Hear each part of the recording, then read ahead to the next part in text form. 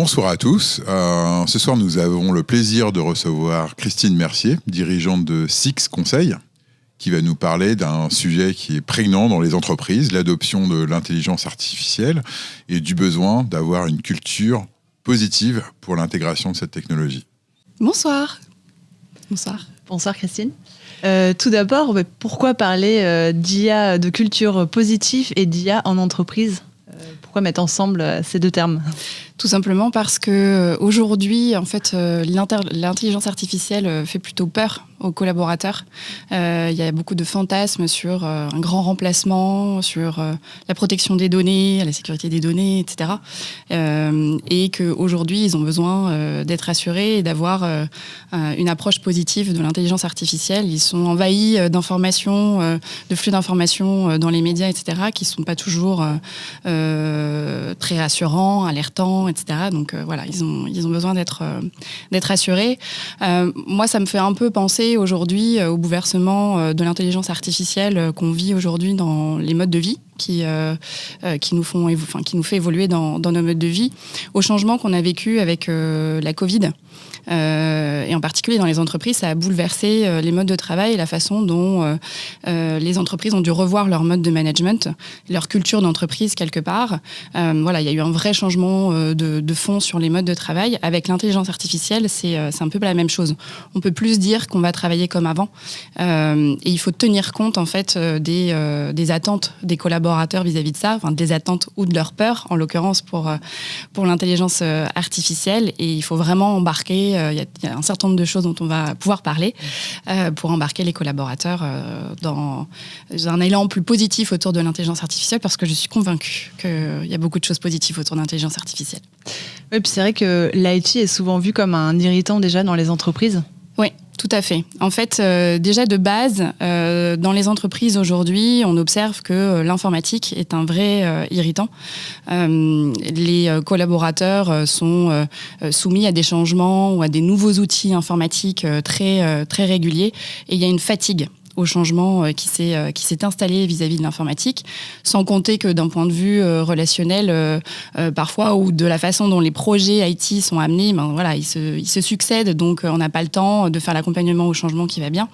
Donc il y a une espèce de réticence au fur et à mesure qui s'installe vis-à-vis de l'informatique, et l'intelligence artificielle est un de ces outils est lié à ces outils informatiques. Néanmoins, elle n'est pas un outil comme les autres, puisque c'est pas un logiciel qu'on déploie. Il y a beaucoup plus d'enjeux, il y a beaucoup plus de besoins d'accompagnement derrière, dans le sens où sur un logiciel, vous avez des boutons pour passer des commandes, et vous devez apprendre aux collaborateurs sur quel bouton il doit appuyer pour faire quelle action. Avec l'intelligence artificielle, et l'intelligence artificielle générative en particulier, c'est le collaborateur qui écrit la commande lui-même via le prompt.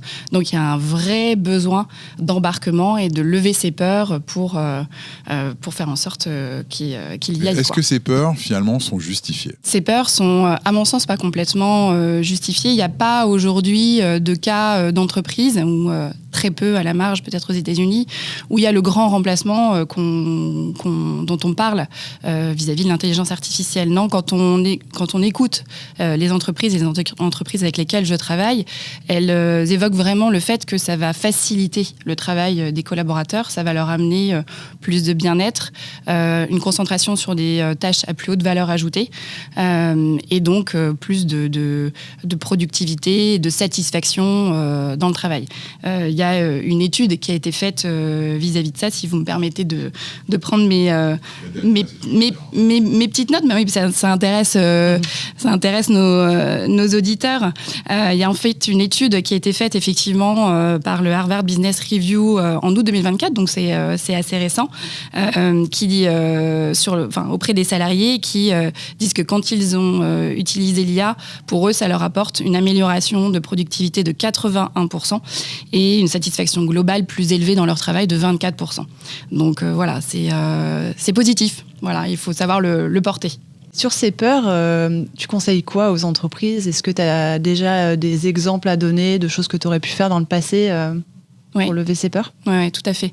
En fait, ce que je conseille, c'est de les écouter. ces peurs. De façon générale, quand on doit opérer un changement en entreprise, il faut prendre un temps avec les collaborateurs pour les écouter. C'est fondamental. C'est, moi, je dis la moitié du chemin de la voie vers le changement. Si on n'a pas cette phase-là, on ne peut pas enclencher un changement. Je prends l'exemple d'entreprises que j'ai accompagnées pendant la Covid, par exemple, sur d'autres sujets managériaux plus globaux, mais il était inconcevable, en fait, de porter juste une stratégie au retour de confinement en se disant elle va être intégrée, elle va être adoptée et les collaborateurs vont repartir comme en 40. Non, pas du tout. On venait de vivre 2 mois de bouleversement sociétal. Enfin, on était impacté dans nos vies privées, dans nos vies professionnelles. On a travaillé différemment, on a vécu différemment. Il y a des gens qui ont, sans dire perdu le sens, mais qui se sont posés des questions sur le sens du travail, etc., etc. Donc, les entreprises pouvaient pas récupérer leurs collaborateurs comme ça en se disant allez hop, séminaire de stratégie et on repart. Il a fallu poser en fait des temps d'écoute des collaborateurs. Ça veut pas dire ouvrir la boîte, le bureau des plaintes et répondre à chaque sujet, c'est pas ça. C'est vraiment écouter de façon active, prendre en compte et ça se traduit par exemple ce qu'on a pu faire, évidemment un baromètre. Et ça, c'est des choses que je propose aujourd'hui, de faire des baromètres IA, de maturité IA sur les usages et les émotions que peuvent avoir les collaborateurs avant de se lancer dans une stratégie. Mais un baromètre est hyper important. Et puis d'avoir des ateliers aussi où on les fait se challenger sur OK, qu'est-ce que tu as ressenti, qu'est-ce que tu en fais pour transformer ces émotions en actions positives, quoi. Voilà. Pour moi, c'est fondamental. Cette écoute des émotions, elle est fondamentale. Alors aujourd'hui, c'est quoi les leviers les plus importants pour créer cette culture positive autour de l'IA en entreprise ? Alors, la toute première, et alors, si tu me permets un préambule par rapport à ça, moi, je suis convaincue qu'aujourd'hui, les stratégies IA qui vont fonctionner sont celles qui prennent à 50% autant le sujet humain que le sujet technique. Aujourd'hui, dans toutes les communications, dans tout ce qu'on entend, dans tout ce qu'on voit, on parle énormément de technique, et pour le coup, c'est normal, les solutions évoluent énormément, très vite, donc elles sont capables de faire ci, de faire ci, de faire ça, de faire ça, de faire ça. Ok. Mais d'un point de vue humain, je l'ai dit tout à l'heure, accompagner les collaborateurs, prendre l'humain en compte, c'est fondamentalement un vrai levier de succès pour toute stratégie à pas se concentrer que sur la technique. Et si je dis ça, c'est que dans les leviers, il faut que la direction, dans un premier temps, donne du sens à cette stratégie IA. Pourquoi on va intégrer l'intelligence artificielle dans notre entreprise par rapport à nos valeurs? Est-ce qu'on va rester cohérent par rapport à nos valeurs, par rapport à notre éthique, par rapport à notre mission? Qu'est-ce que ça va amener stratégiquement dans notre métier? Est-ce qu'on va ça va nous permettre d'être plus compétitifs, donc d'être plus pérennes, donc de maintenir les emplois? La première des étapes, c'est vraiment que la direction ait un discours clair sur le sens. Ouais, le sens. Donner vraiment du sens à cette stratégie d'intelligence artificielle. Voilà pour le premier pas. Après, évidemment, il faut... alors j'entends beaucoup, il faut former les collaborateurs. J'ai même entendu, alors je donnerai pas le nom, mais une grande banque française, Banque Assurance, qui me disait il y a 3 semaines en rendez-vous, pour moi, la priorité, c'est de former mes collaborateurs à l'utilisation de l'intelligence artificielle. Après, on les sensibilise aux impacts, etc., etc. À mon sens, ce n'est pas la meilleure façon d'y aller. Il faut d'abord travailler sur l'acculturation. Quand on parle d'intelligence artificielle, pour faire un peu dégonfler le soufflet aussi et travailler sur cette culture positive, faire en sorte que les collaborateurs comprennent de quoi on parle. Est-ce que c'est vraiment l'équivalent de l'intelligence humaine aujourd'hui? La réponse est non. Est-ce que ça le sera demain? Peut-être, mais en tout cas pas tout de suite. Est-ce que l'intelligence artificielle sera douée d'émotions et à cette plasticité qui la rendra aussi humaine que nous? Bon, moi j'en suis pas convaincue aujourd'hui. Donc là-dessus, il y a des choses à faire et des ateliers encore de sensibilisation à mettre en place avec les collaborateurs pour leur dire exactement de quoi il s'agit en termes d'intelligence artificielle, c'est-à-dire je la fais, pardon pour les experts techniques, mais très simple.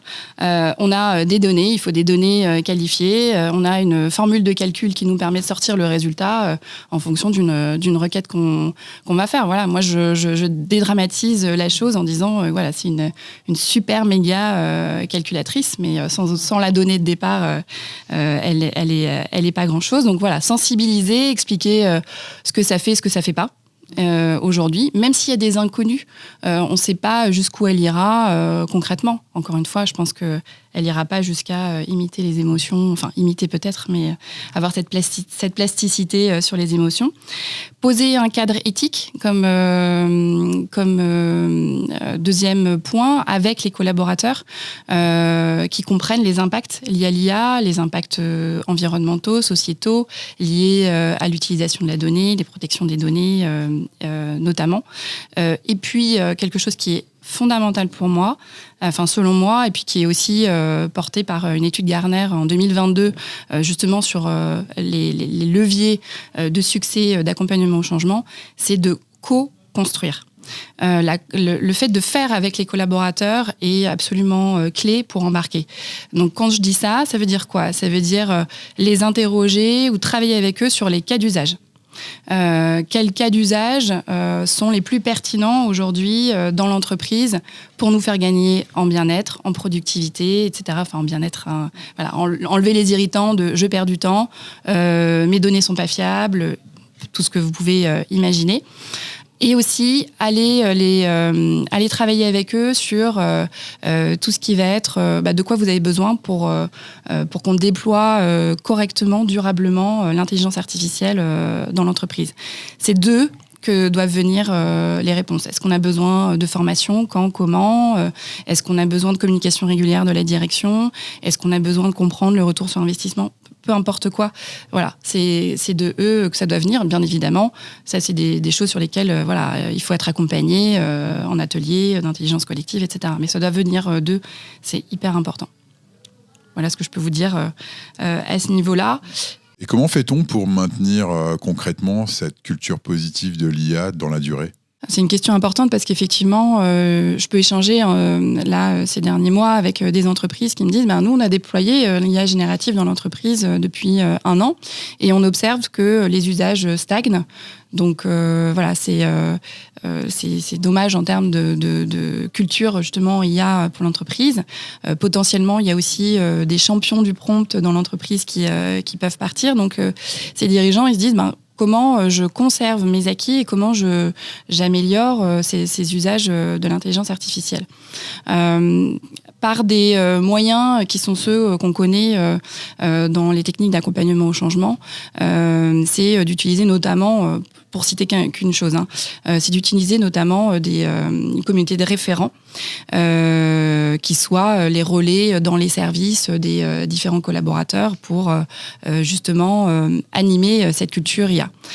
Par contre, j'irai un petit peu plus loin que juste le mentionner. Ce que j'ai observé moi dans ma carrière dans l'accompagnement autour de l'IT, c'est que bien souvent on désigne d'office des volontaires sur ces sujets-là. Là, c'est hyper important d'aller qualifier les profils, donc de vraiment travailler sur le profil du référent, d'aller l'embarquer dans son rôle, et puis de structurer avec cette communauté de référents tout le plan d'action qu'ils vont mettre en place d'animation de la culture IA dans l'entreprise.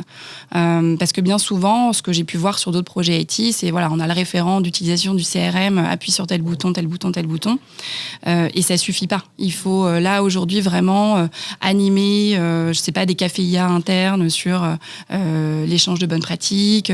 Il faut organiser, il faut que cette communauté organise aussi, continue d'organiser des séances de sensibilisation avec des outils comme la fresque de l'IA ou d'autres outils comme ça, qu'elle amène du contenu autour de l'IA pour faire valoir justement une culture positive autour de l'intelligence artificielle. Et puis, on n'en a pas parlé, mais bien évidemment, il faut une adhésion des managers.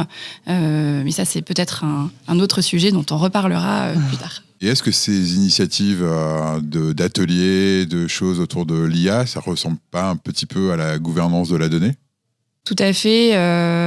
Après, peut-être que la différence, quand on parle en tout cas d'intelligence artificielle générative, c'est que là, on est dans le quotidien d'usages multiples. Ouais. Ça peut être toutes les heures. On peut avoir besoin de Gemini ou de GPT et on a besoin de son référent pas loin aussi, ou d'un outil qu'il aura mis en place pour permettre un support facile à ses collaborateurs. Donc, on a plus besoin d'échanger. Je pense. Exactement, tout à fait. C'est exactement ça. C'est la multiplicité des cas d'usage qui fait le besoin encore plus fort de référents que dans le cas de la gouvernance de la donnée. Ouais. Merci beaucoup, c'était passionnant. Avec plaisir, merci de votre invitation.